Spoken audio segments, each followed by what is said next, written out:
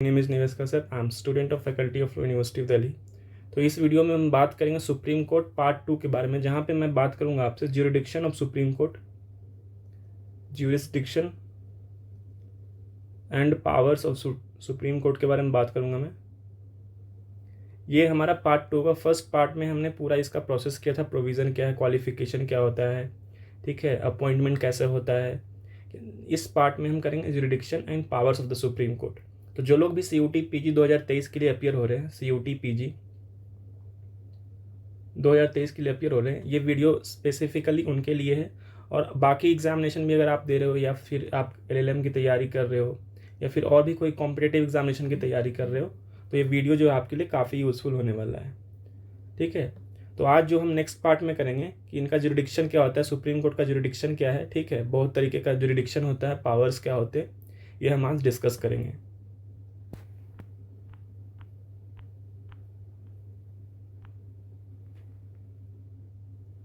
तो देखते हैं क्या है। फर्स्ट पॉइंट क्या कहता है ज्यूरिडिक्शन पावर में, the constitution conferred very extensive jurisdiction and vast powers on the supreme court. Supreme court के पास जो है काफ़ी वास्ट पावर दिया गया है बाकी कोर्ट्स के कंपैरिजन में। अगर हाई कोर्ट की बात करूँ या सबऑर्डिनेट कोर्ट्स की बात करूँ, यानी कि डिस्ट्रिक्ट कोर्ट वगैरह, या पूरी दुनिया में जितने भी कोर्ट्स हैं, इवन USA का जो सुप्रीम कोर्ट है उससे भी ज़्यादा पावर जो है इंडियन सुप्रीम कोर्ट को मिला हुआ है। और आगे देखते हैं कैसे मिला हुआ है। तो सेकेंड पॉइंट क्या कहता है, it is also the final interpreter and guardian of the constitution. अगर कॉन्स्टिट्यूशन को अगर इंटरप्रेट करना हो और फाइनल वर्डिक्ट जो देता है, जो फाइनल इंटरप्रेटर है, मतलब मान के चलो हाई कोर्ट भी किसी प्रोविज़न पे इंटरप्रिटेशन देता है, लेकिन मान के चलो कोई सेटिस्फाइड नहीं होता है, तो सुप्रीम कोर्ट में अपील करता है। अगर सुप्रीम कोर्ट उस पर कोई वर्डिक्ट या कोई जजमेंट सुनाती है तो वो फाइनल माना जाएगा और वो सारे कोर्ट्स पे बाइंडिंग होगा, ठीक है। तो इसीलिए बोला जाता है इसको कि final interpreter and guardian of the constitution. Constitution को एक तरीके से गार्ड करता है, इनके प्रोविजंस को, ताकि इसका मिसयूज ना हो, इसको गलत इंटरप्रेट नहीं किया जाए, तो इसलिए इसको फाइनल इंटरप्रेटर बोलते हैं। And guarantors of the fundamental rights, और ये हमारे फंडामेंटल राइट्स को भी गारंट करता है, ठीक है, उनको भी प्रोटेक्ट करता है against the state. Next point क्या कहता है, अलादी कृष्णा स्वामी अय्यर, जो कि ड्राफ्टिंग कमेटी के मेंबर हुआ करते थे कॉन्स्टिट्यूएंट असेंबली में। तो उनका एक स्टेटमेंट है, काफ़ी कभी एग्जामिनेशन में पूछता है, और वो स्टेटमेंट क्या है, the supreme Court of India has more powers than any other Supreme Court in any part of the world. जो भारत का सुप्रीम कोर्ट है वो बाकी किसी भी मतलब सुप्रीम कोर्ट से ज़्यादा पावरफुल है, ठीक है। ऐसा क्यों है, उसके पीछे का रीज़न हम समझते हैं। Supreme court is not only a federal court like American Supreme Court but also a final court of appeal। आप यहाँ पे अगर किसी को अपील करना, अगर मान के चलो कोई इंसान है या कोई इंस्टीट्यूशन है या कोई एंटिटी है जो हाई कोर्ट के जजमेंट से सेटिस्फाइड नहीं है, तो फाइनल जो कोर्ट ऑफ अपील है, यानी कि आप अपील कर सकते हो सुप्रीम कोर्ट में कर सकते हो, आपके पास मौका होता है। लेकिन अगर मैं मान के चलो एग्जाम्पल लूँ USA का, तो USA में क्या होता है, वहाँ पे स्टेट का जो कोर्ट होता है वो अलग होता है और सेंटर का जो कोर्ट होता है अलग होता है। फेडरल कोर्ट अलग है और स्टेट का कोर्ट अलग है, दोनों का एक दूसरे से रिलेशन नहीं है। आप अपील नहीं कर सकते वहाँ पे स्टेट कोर्ट से। अगर मान के चलो स्टेट कोर्ट जो है USA में आपको कोई जजमेंट सुनाता है, तो उस केस में आपको मानना होगा उस चीज़ को, अगर स्टेट, क्योंकि फेडरल है वहाँ नेचर, ठीक है, फेडरेशन ऑफ स्टेट है USA, राइट। और यूनियन का कोर्ट जो है हमारा क्या है, यूनियन ऑफ स्टेट बोला जाता है। तो यहाँ पे हायरार्की फॉलो होता है, supreme court, high court and subordinate courts, इस तरीके से। वहाँ पे स्टेट का जो कोर्ट है वो उनका अलग काम होता है और जो सेंटर का कोर्ट है उनका अलग काम होता है। तो इस मामले में जो हमारा कोर्ट है सुप्रीम कोर्ट ऑफ इंडिया, उनके पास ज़्यादा पावर है कंपैरिजन टू USA, ठीक है। तो यही कहा गया है। अब बात करते हैं ज्यूरिडिक्शन की, बेसिकली जो काफ़ी इंपॉर्टेंट है आपके एग्जामिनेशन पॉइंट ऑफ व्यू से। तो फर्स्ट बात करते हैं ओरिजिनल ज्यूरिडिक्शन। ओरिजिनल ज्यूरिडिक्शन क्या होता है, इसको समझने से पहले इसका कहाँ पे आर्टिकल दिया हुआ उसको आपको याद रखना है अभी फिलहाल के लिए।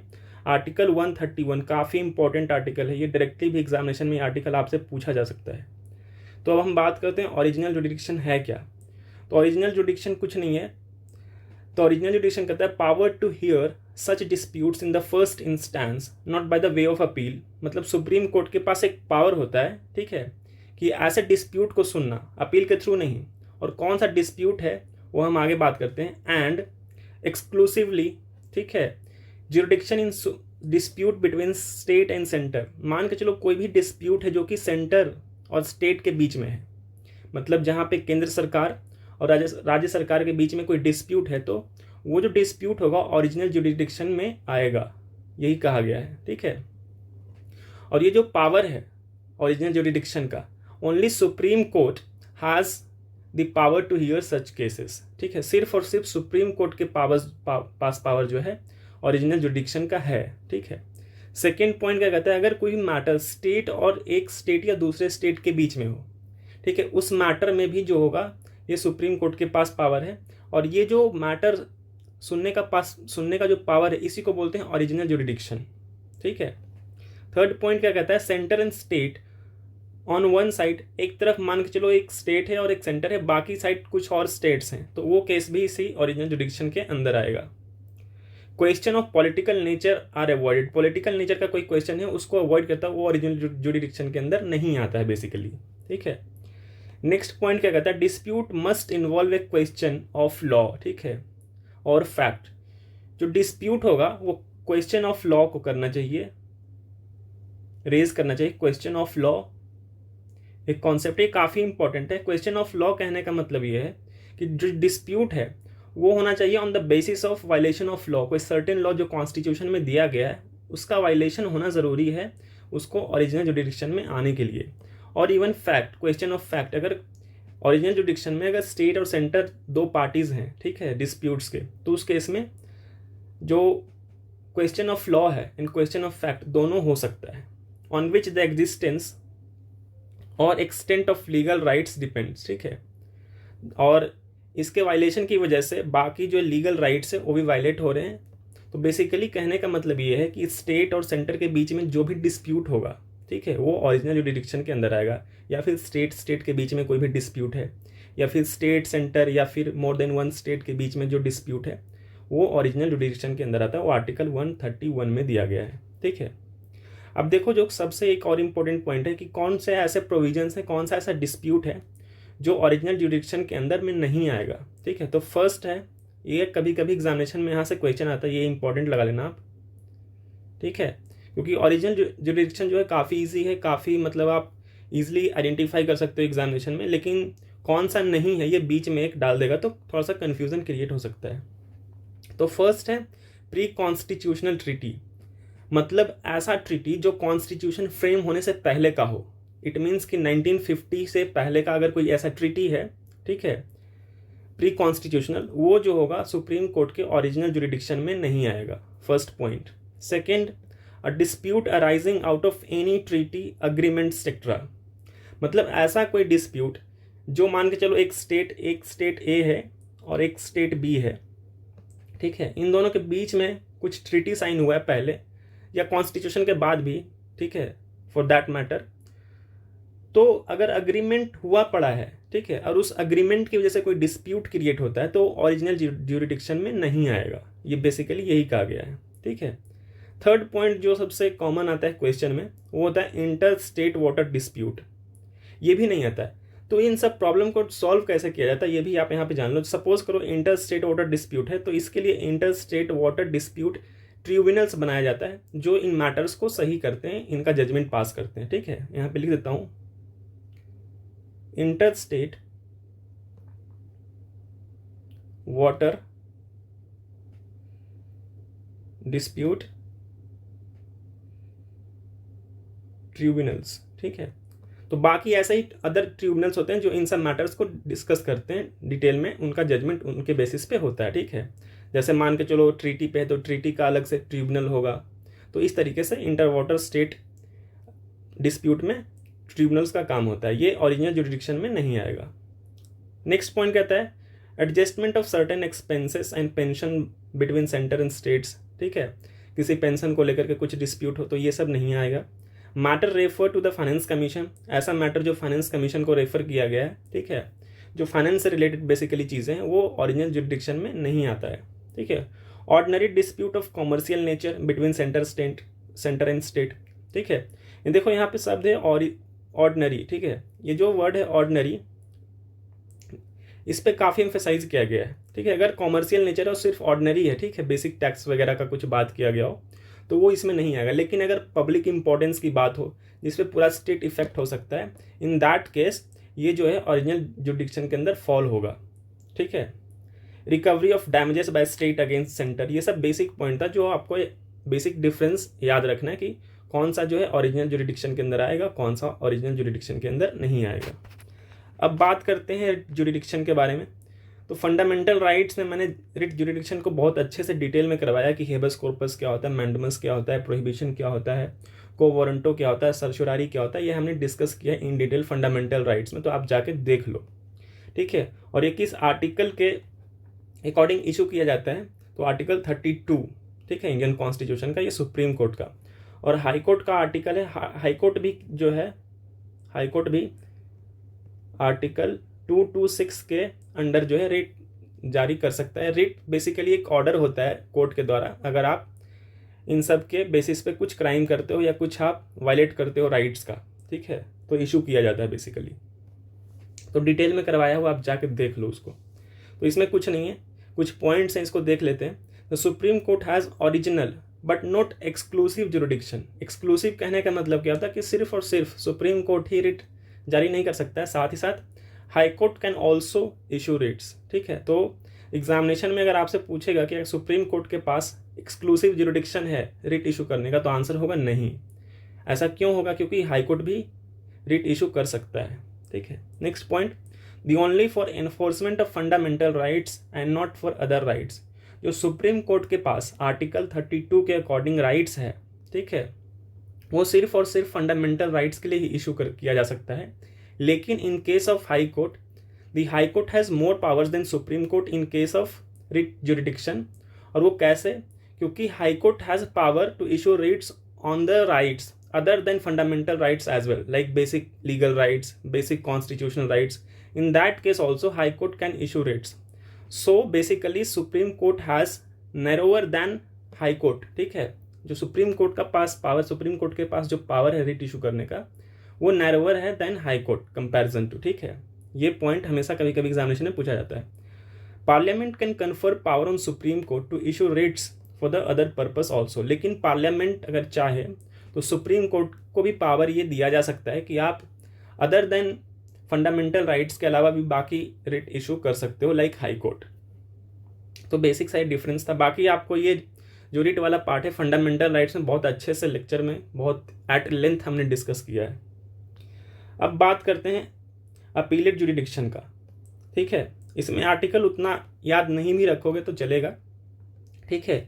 आर्टिकल 132 जो कहता है कॉन्स्टिट्यूशनल अपील के बारे में बात करता है, ठीक है। तो इसमें ये आर्टिकल काफ़ी थोड़ा सा इंपॉर्टेंट है, इसको आप देख लेना, ठीक है। बाकी 133, 134 ये सिविल अपील की बात करता है, तो इसको भी आप एक बार देख लेना, ठीक है। बेसिक्स आपको याद रखने की जरूरत नहीं है, आर्टिकल जो इंपॉर्टेंट है मैं वहाँ पे आपको बता दूंगा। अब बात करते हैं कॉन्स्टिट्यूशनल मैटर्स। देखो फर्स्ट अपीलेट जुडिक्शन का मतलब आप अपील करने का आपके पास राइट हो, ठीक है।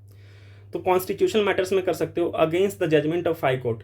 कोई भी हाई कोर्ट का जजमेंट आपको सही नहीं लग रहा है कॉन्स्टिट्यूशनल तरीके से, तो आप उसको सुप्रीम कोर्ट में अपील कर सकते हो, बेसिकली यही कहा गया है। इन case of involving substantial question of law, ठीक है। लेकिन अपील करने का एक कंडीशन है कि जो लॉ का जो है ना सब्सटेंशियल क्वेश्चन ऑफ लॉ कहने का मतलब कि आपको लग रहा है कि कहीं ना कहीं जो है लॉ को वायलेट किया गया है हाई कोर्ट के जजमेंट में, हाई कोर्ट का जो जजमेंट हो लॉ के अकॉर्डिंग नहीं है, ठीक है। जो प्रोसीजर इस्टेब्लिश बाय लॉ है उसके अगेंस्ट में है, तभी आप अपील कर सकते हो सुप्रीम कोर्ट में। ये फर्स्ट कंडीशन होना चाहिए। अगर मान के चलो और यहाँ पे आता है क्वेश्चन ऑफ फैक्ट, जैसे ओरिजिनल जुडिक्शन में क्या था कि क्वेश्चन ऑफ फैक्ट को भी कंसिडर किया गया था, लेकिन अपीलेट जुडिक्शन में जो है क्वेश्चन ऑफ फैक्ट का कंसिडरेशन नहीं है, ठीक है। क्वेश्चन ऑफ फैक्ट में अगर कोई गलती है तो उसे आप अपील में नहीं ला सकते हो, ठीक है, उसका अलग प्रोविजन है। फिर कहता है सिविल मैटर्स में भी आप कर सकते हो। Appeal lies to Supreme Court if the case involve substantial question of law. यहाँ पे भी अगेन सिविल मैटर्स में भी आप तभी कर सकते हो जब जो जजमेंट है या डिक्री पास की गई है कोर्ट की तरफ से उसमें सब्सटेंशियल क्वेश्चन ऑफ लॉ का इन्वॉल्वमेंट है, ठीक है। That question needs to be decided by the supreme Court. अब आते हैं क्रिमिनल मैटर्स में। Supreme Court hears appeal against judgement in criminal proceedings of the High Court if, यहाँ पे देखो कुछ कंडीशन है उसको हम समझते हैं। High court on appeal reversed an order of acquittal of an accused person and sentenced him to death. यहाँ पे और एक चीज लिखना, या लाइफ इम्प्रिजनमेंट या फिर पनिशमेंट मोर देन 10 years। ठीक है। क्रिमिनल मैटर्स में आप कब अपील कर सकते हो? जब, ठीक है, मान के चलो आपको लोअर कोर्ट जो है डिस्ट्रिक्ट कोर्ट की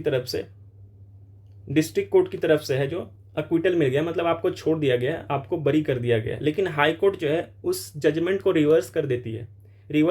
मतलब आपको फिर अक्विटल की जगह आपको लाइफ इम्प्रिजनमेंट हो सकता है, डेथ सेंटेंस हो सकता है, या फिर 10 साल से ज़्यादा की सज़ा सुना दी जाती है। इन दैट केस आप सुप्रीम कोर्ट में अपील कर सकते हो। ये फर्स्ट कंडीशन है। सेकेंड कंडीशन क्या है? Takes before itself any case from any subordinate courts and convicted the accused person and sentenced him to death. मान के चलो आपका कोई एक पर्सन एक्स है, उसका अभी ट्रायल चल रहा है, सबऑर्डिनेट कोर्ट कहने का मतलब डिस्ट्रिक्ट कोर्ट मान लेते हैं, ठीक है, सेशन कोर्ट में किसी एक एक्स पर्सन का ट्रायल चल रहा है। अभी ट्रायल चल ही रहा था, क्या हाई कोर्ट क्या करता है, उसे अपने जुरिडिक्शन में लेता है, उस केस को अपने पास लेता है, ठीक है, और ट्रायल करता है, और इस पर्सन को कन्विक्ट कर दिया जाता है, डेथ सेंटेंस दिया जाता है, या फिर लाइफ इम्प्रिजनमेंट दिया जाता है, या फिर मोर देन 10 years का पनिशमेंट दिया जाता है।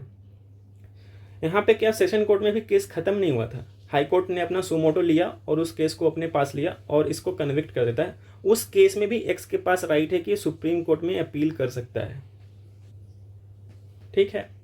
तो ये सेकंड पॉइंट है। थर्ड पॉइंट कहता है certifies that the case fits for the appeal to the supreme court. Third case क्या होता है कि हाई कोर्ट से आपको एक सर्टिफिकेट लेना पड़ता है, हाई कोर्ट सर्टिफिकेट लेना पड़ेगा आपको। हाई कोर्ट अगर आपको ये सर्टिफाई करती है कि हाँ आप सुप्रीम कोर्ट में जा सकते हो इस जजमेंट के ऊपर, हम आपको सर्टिफाई करते हैं, तो इन that case you can also appeal for the supreme court. तो बेसिकली ये जरूरी सबसे इंपॉर्टेंट चीज़ है, ठीक है। अब आते हैं अपील बाय स्पेशल लीव। देखो ये काफ़ी इंपॉर्टेंट है और इसका आर्टिकल भी इंपॉर्टेंट है आपके लिए, आर्टिकल 136। अब देखो अपील बाय स्पेशल लीव होता है क्या है बेसिकली, इसको समझाने से पहले आपको एक चीज़ समझाता हूँ। एक होता है स्पेशल लीव पिटीशन, मैं यहाँ पे लिख रहा हूँ special leave petition. Special leave petition क्या होता है उसको समझते हैं। Special leave petition means that, ठीक है, an individual takes special permission, ठीक है, एक इंडिविजुअल जो होता है स्पेशल परमिशन ले सकता है to file in appeal against any verdict of lower court. Special leave petition एक तरीके का लीव पिटीशन होता है, एक तरीके का पिटीशन होता है, अपील नहीं है ये, अभी अपील नहीं बना है, इसमें डिफरेंस बताऊंगा अपील क्या होता है और पिटीशन क्या होता है। पिटीशन फाइल किया जाता है अपील के लिए, अपील से पहले का प्रोसेस पिटीशन है। तो पिटीशन फाइल करता है कोई इंसान स्पेशल लीव के लिए, ठीक है, और वो किसके अगेंस्ट में करता है? लोअर कोर्ट्स, ठीक है, या अगर सुप्रीम कोर्ट में कर रहा हो तो हाई कोर्ट हो सकता है या डिस्ट्रिक्ट कोर्ट हो सकता है, किसी भी कोर्ट के लिए, ठीक है। तो thus it is not an appeal but a petition filed for an appeal, ठीक है। So after an special leave petition is filed the supreme court may hear the matter and if it deems fit. अगर supreme court को लगता है कि special leave जो petition है ये सही है, ठीक है, उसको सुप्रीम कोर्ट देखेगा, रीड करेगा, तो वो फिर क्या करता है, special appeal by special leave allow करता है। मतलब अब उस केस को अपने अंदर लेगा, अपने उसको ट्रायल पे लेगा और उस पर स्पेशल लीव लगेगा, ठीक है, ये चीज़ है। उसके बाद कहता है special leave shall then become an appeal and the court will hear the matter and pass judgement. अब क्या होता है, जैसे ही स्पेशल लीव पिटीशन एक्सेप्ट होता है सुप्रीम कोर्ट द्वारा, तो सुप्रीम कोर्ट क्या करेगी, यहाँ पे लिख रहा हूँ मैं, सुप्रीम कोर्ट, ठीक है, will hear the matter and pass the judgment, ठीक है। तो अगर उसका जो लीव पिटीशन है अगर वो एक्सेप्ट हो जाता है सुप्रीम कोर्ट में, तो supreme court will hear that matter and pass the judgement. उस पूरे प्रोसेस को, ठीक है, उस पूरे प्रोसेस को बोलते हैं अपील बाय स्पेशल लीव। तो ये आई थिंक आपको क्लियर हो गया होगा। तो अब मैं बात करता हूँ, अब पॉइंट पे आते हैं, इसको special appeal by special leave. Special leave to appeal from any judgement in any matter pass by any court और ट्रिब्यूनल। ठीक है, किसी भी कोर्ट के, मतलब किसी भी कोर्ट हो सकता है, लोअर कोर्ट या ट्रिब्यूनल हो सकता है, उसके लिए आप स्पेशल लीव फाइल कर सकते हो। अब देखो एक्सेप्शन है यहाँ पे, एक्सेप्शन किस केस में नहीं होगा स्पेशल लीव, तो होगा कोर्ट मार्शल जो कि मिलिट्री लॉ है, या मिलिट्री ट्रिब्यूनल्स। ठीक है, जो कोर्ट मार्शल किया जाता है आर्मी, एयरफोर्स या नेवी के जो भी होते हैं फोर्सेस, ठीक है, डिफेंस फोर्सेस, उस केस में आप स्पेशल लीव के लिए नहीं जा सकते हो। ठीक है, और इसका 4 एस्पेक्ट है। ठीक है, अब देखो क्या है इसके कुछ important point. It is a discretion and not a right. ठीक है, ये आपका अधिकार नहीं है, आपका अधिकार है अपील फाइल करने का। आप अपील, जो पिछली बार मैंने करवाया था ऊपर वाले टॉपिक में, कि अपील आप किस तरीके से फाइल कर सकते हो, 3 पॉइंट्स थे उसमें। ठीक है, लेकिन special appeal by special leave ना, आपका ये राइट नहीं है। ठीक है, ये डिस्क्रिशन है कोर्ट के ऊपर, वो चाहेगी तो इसको एंटरटेन करेगी या फिर नहीं करेगी। ठीक है, नेक्स्ट पॉइंट क्या है, ग्रांटेड इन फाइनल और इंटरलोकेटरी जजमेंट। जजमेंट या तो फाइनल आपको वर्डिक्ट दे दिया गया कोर्ट के द्वारा, उसके ऊपर भी आप स्पेशल लीव ट्राई कर सकते हो, या फिर इंटरलोकेटरी जजमेंट, मतलब वही प्रोसेस चल ही रहा है। इंटरलोकेटरी का कहने का मतलब प्रोविजनल जजमेंट, एक तरीके से इसको कर सकते हैं, प्रोविजनल जजमेंट। प्रोविजनल जजमेंट क्या होता है, कहने का मतलब अभी पूरी तरीके से जो केस सॉल्व नहीं हुआ है। ठीक है, आपको एक प्रोविजनली एक जजमेंट दिया गया फिलहाल के लिए कि हाँ आप ऐसा कर सकते हो कोर्ट की तरफ से। ऐसा भी होता है केसेस में कि केसेस को पूरी तरीके से अभी खत्म नहीं किया जाता, केसेस अभी ऑन गोइंग आगे भी चलेगा, लेकिन एक प्रोविजनल जजमेंट कोर्ट की तरफ से दिया जाता है, उस जजमेंट को हम बोलते हैं इंटरलोकेटरी जजमेंट। तो बेसिकली यही है और कुछ नहीं है। थर्ड पॉइंट क्या कहता है, related to any matter constitutional, civil और क्रिमिनल। ये किसी भी तरीके से किसी भी मैटर से रिलेटेड हो, आप उसके लिए स्पेशली फाइल कर सकते हो, पिटीशन फाइल कर सकते हो, सॉरी अपील नहीं, पिटीशन फाइल कर सकते हो। और पिटीशन जो है अपील में कन्वर्ट हो सकता है या नहीं, ये डिस्क्रिशन ऑफ द कोर्ट है। ठीक है, जो आपका पिटीशन होगा ये अपील में कन्वर्ट होगा या नहीं, ये कोर्ट का डिस्क्रिशन है। ये देखो पॉइंट, कोर्ट का डिस्क्रिशन है ये। ठीक है, आपका राइट नहीं है। राइट आपका अपील करने का था, हाई कोर्ट से अगर सेटिस्फाइड नहीं हो तो आप अपील करो, लेकिन स्पेशल लीव अगर आपसे कोई पूछे तो क्या आपका ये अधिकार है, तो नहीं। अब आते हैं next point, granted against any tribunal and not necessarily by high court. ठीक है, जरूरी नहीं हाई कोर्ट के जजमेंट के खिलाफ ही आप स्पेशल लीव फाइल कर सकते हो पिटीशन, ऐसा कुछ नहीं। किसी भी जजमेंट हो सकता है, लोअर कोर्ट, ठीक है, या कोई भी ट्रिब्यूनल हो या क्वाजी जुडिशियल बॉडी हो, इस तरीके से। It is an exceptional in over riding power. ठीक है, ये एक्सेप्शनल पावर है, ओवर राइडिंग पावर है। ओवर राइडिंग कहने का मतलब कोई भी जजमेंट हो, कैसा भी जजमेंट हो, अगर सुप्रीम कोर्ट इसको एक्सेप्ट करती है एज ए अपील, तो फिर जो जजमेंट होगा सुप्रीम कोर्ट का जजमेंट मान्य होगा बाकी पे। And exercise sparingly and only in exceptional times. ठीक है, तो एक्सेप्शनल केसेस में ही किया जाता है इसको। अब बात करते हैं एडवाइजरी जुडिक्शन। ये प्रेसिडेंट में भी मैंने आपको करवाया था। ठीक है, फिर हम यहाँ पे रिवाइज कर लेते हैं इसको। ये आर्टिकल 143 में दिया गया, इसका आर्टिकल इंपॉर्टेंट है। The president can seek the opinion of supreme Court in 2 categories. President मान के चलो किसी भी चीज़ के लिए सुप्रीम कोर्ट का जब वो ओपिनियन लेते हैं ना, तो उसी को बोलते हैं एडवाइजरी जुडिक्शन, मतलब एडवाइस लेना। प्रेसिडेंट एडवाइस लेते हैं सुप्रीम कोर्ट से, उसी को बोलते हैं एडवाइजरी जुडिक्शन। और एडवाइस देने का काम कौन करता है, सुप्रीम कोर्ट करता है। इसलिए इस पावर को, इस जुरिडिक्शन को बोलते हैं एडवाइजरी जुरिडिक्शन। और इसको 2 कैटेगरी में बांटा गया है। First, on any question of law और फैक्ट ऑफ पब्लिक इंपॉर्टेंस। ठीक है, अगर ऐसा कोई क्वेश्चन ऑफ लॉ है या क्वेश्चन ऑफ फैक्ट है जो पब्लिक इंपॉर्टेंस रखता है, तो उस केस में प्रेसिडेंट जो होते हैं वो सलाह लेते हैं सुप्रीम कोर्ट से। ठीक है, और सुप्रीम कोर्ट में और may not give advice. Supreme court चाहे तो दे भी सकती है, बाइंडिंग नहीं होता एक दूसरे पे, ना तो प्रेसिडेंट के ऊपर बाइंडिंग होता है ये, ना सुप्रीम कोर्ट के ऊपर बाइंडिंग। सुप्रीम कोर्ट चाहे तो मना भी कर सकती है। Second point, on any dispute arising out of any pre constitution treaty, agreement, covenant, engagement, सनाद और any similar instrument, supreme court must give advice. कोई मैटर पे या प्री कॉन्स्टिट्यूशन ट्रीटी हो, अग्रीमेंट है, किसी तरीके का ऐसा इशू है, तो प्रेसिडेंट उसके ऊपर एडवाइस ले सकते हैं। ठीक है, it is not binding, the president may और may not follow the opinion. Again president चाहे तो फॉलो करें या नहीं करें, और सुप्रीम कोर्ट भी चाहे। Supreme court is also not binding, दोनों नॉट बाइंडिंग है, ठीक है। सुप्रीम कोर्ट भी बाइंडिंग नहीं है कि आप ओपिनियन दो ही दो, दोनों तरफ से है। Opinion expressed is only advisory, जैसे कि नाम से आपको पता है, and not a judicial pronouncement, ये कोई जुडिशियल जजमेंट नहीं होगा, ठीक है, जस्ट एडवाइस है। अब देखो ये कुछ एक फैक्ट है। By 2019, the President has made 15 references to the Supreme Court under its advisory jurisdiction, also known as consultative jurisdiction। कुछ नहीं है। अब देखो नेक्स्ट बात करते हैं, कोर्ट ऑफ रिकॉर्ड की बात करते हैं। तो कोर्ट ऑफ रिकॉर्ड भी, इसका भी आर्टिकल आपको याद रखना है, आर्टिकल 129 में दिया गया है। और ये क्या कहता है, court of record, judgment, proceedings and acts of supreme court are recorded for perpetual memory and testimony, ठीक है। जो सुप्रीम कोर्ट का प्रोसीडिंग्स है या उसके जजमेंट्स हैं, ठीक है, उनके एक्ट्स हैं, उनको रिकॉर्ड किया जाता है बिल्कुल अच्छे से, फॉर द आगे रेफरेंस के लिए कभी यूज़ करना हो उसको, या ठीक है कोई एविडेंशियल टेस्टिमनी के लिए यूज़ करना हो, तो उसको बोलते हैं कोर्ट ऑफ रिकॉर्ड, ठीक है। मतलब उनका जो जजमेंट है, प्रोसीडिंग है, एज अ रिकॉर्ड की तरह रखा होता है, ठीक है। वो एक एविडेंशियरी वैल्यू क्रिएट करता है, मतलब एविडेंस की तरह भी यूज़ करता है। मान के चलो कोई जजमेंट को चैलेंज ना करे इन फ्यूचर, तो उस जजमेंट को आप कोर्ट कर सकता है सुप्रीम कोर्ट कि हाँ ये जजमेंट सुप्रीम कोर्ट के द्वारा दिया गया है, तो उसी बेसिकली वही होता है court of record. Can not be question by any court, ठीक है, आपको पता ही होगा। ये लीगल प्रेसिडेंट्स एंड रेफरेंसेस के लिए यूज किया जाता है। अगर कोई लीगल रेफरेंस देना हो या प्रेसिडेंट्स देना हो, तो उसके लिए सुप्रीम कोर्ट का जो जजमेंट होता है हम कोर्ट करते हैं कहीं कहीं पे। The Supreme Court has been specifically conferred with the power of review by the Constitution, ठीक है।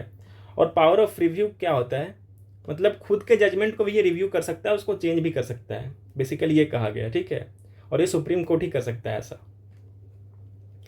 अब आता है next point, contempt of court. Contempt of court क्या होता है, आर्टिकल 142 में दिया गया, इसका भी आर्टिकल इंपॉर्टेंट है, ठीक है। The contempt of court act 1971 क्या कहता है, it outlines the procedure in relation to investigation and punishment for contempt.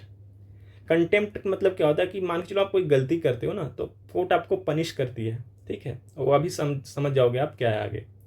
तो फर्स्ट होता है सिविल कंटेम्प्ट। सिविल कंटेम्प्ट क्या होता है, विलफुल डिसओबीडियंस, ये चीज़ देखना, wilful disobedience to any judgement, order, writ और अदर प्रोसेस ऑफ कोर्ट और wilful breach of any undertaking given to a court. मतलब कोई इंसान है, ठीक है, वो विलफुली मतलब जानबूझ के आप डिसओबे कर रहे हो कोर्ट के ऑर्डर को, उनके जजमेंट को, या फिर कोई रिट पिटिशन आपके अगेंस्ट फाइल हुआ, आपको बुलाया गया कोर्ट में, आप जाते नहीं हो, ठीक है, तो उसको बोलते हैं सिविल कंटेम्प्ट, ठीक है। इसको बोलते हैं आप डिसओबे कर रहे हो उनके ऑर्डर्स को, उनके जजमेंट को कुछ भी तरीके से। दूसरा होता है क्रिमिनल कंटेम्प्ट।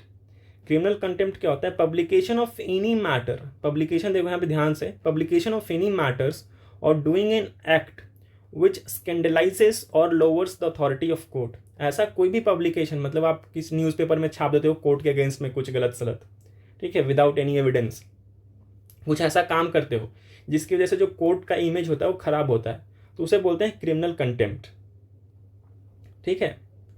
या फिर प्रिजिडाइसेस और interferes with the due course of judicial proceedings, ठीक है। या फिर आप ऐसा कुछ काम करते हो जिसकी वजह से उनके प्रोसीडिंग्स में इंटरफेयर क्रिएट करते हो उनके प्रोसीडिंग्स में, तो वो भी क्रिमिनल कंटेम्प्ट के अंदर आएगा, ठीक है।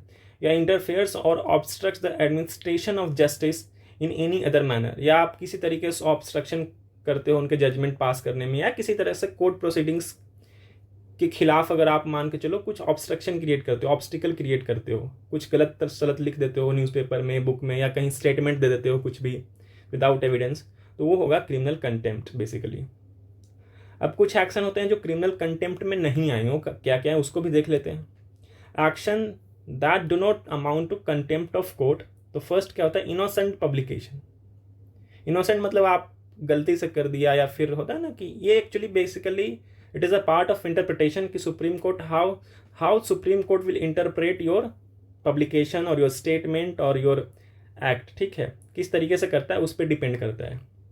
And distribution of some matter like fair and accurate report of judicial proceedings. अगर मान के चलो आपका स्टेटमेंट है या पब्लिकेशन है या कुछ एक्ट है, आपका एक्ट मतलब एक्शन आपका जो है वो फेयर एंड एक्यूरेट है, ठीक है, मतलब जो प्रोसीडिंग्स हुआ आप उसी के अकॉर्डिंग आपने ऐसा स्टेटमेंट दिया या स्टेटमेंट ऐसा पब्लिश किया, तो उस केस में जो है कंटेम्प्ट ऑफ कोर्ट नहीं होगा। लेकिन अगेन ये जो है सुप्रीम कोर्ट ही बताएगी आपको कि ये फेयर था या अनफेयर था। Fair and reasonable criticism of the judicial act, again ये काफ़ी कॉन्ट्रोवर्शियल है ये वाला, कि फेयर एंड रीजनेबल क्रिटिसिज्म क्या होता है। क्रिटिसिज्म तो हमेशा जो होगा वो कहीं ना कहीं आप उसके अगेंस्ट में ही बोलोगे, ठीक है। फिर भी आपको याद रखना है फेयर एंड रीजनेबल होना चाहिए। कमेंट ऑन एडमिनिस्ट्रेटिव साइड, अगर आप एडमिनिस्ट्रेटिव साइड की तरफ कमेंट करते हो, मतलब जुडिशियल प्रोसीडिंग्स जो होता है उनमें ना कमेंट करके आप एडमिनिस्ट्रेटिव फंक्शन की तरफ कर रहे हो कि डिले हो रहा है केसेस में, ठीक है, इस तरीके से, तो वो कंटेम्प्ट ऑफ कोर्ट में नहीं आएगा। और इसका जो सिंपल आपको सजा मिलेगी वो 6 मंथ का होगा, अप टू फाइन 2000 और बोथ। अब बात करते हैं पावर ऑफ जुडिशियल रिव्यू। तो जुडिशियल रिव्यू मैंने आपको फंडामेंटल राइट्स में भी करवाया था, आपको याद होगा, ठीक है। आर्टिकल 13 से बेसिकली इसका रेफरेंस है। तो phrase judicial review has nowhere been use in the constitution, ठीक है। तो जुडिशियल रिव्यू का कहीं पे मेंशन नहीं है, लेकिन इसको इन्फर किया गया है बहुत सारे आर्टिकल से, जैसे आर्टिकल 13 है, आर्टिकल 32 है, ठीक है।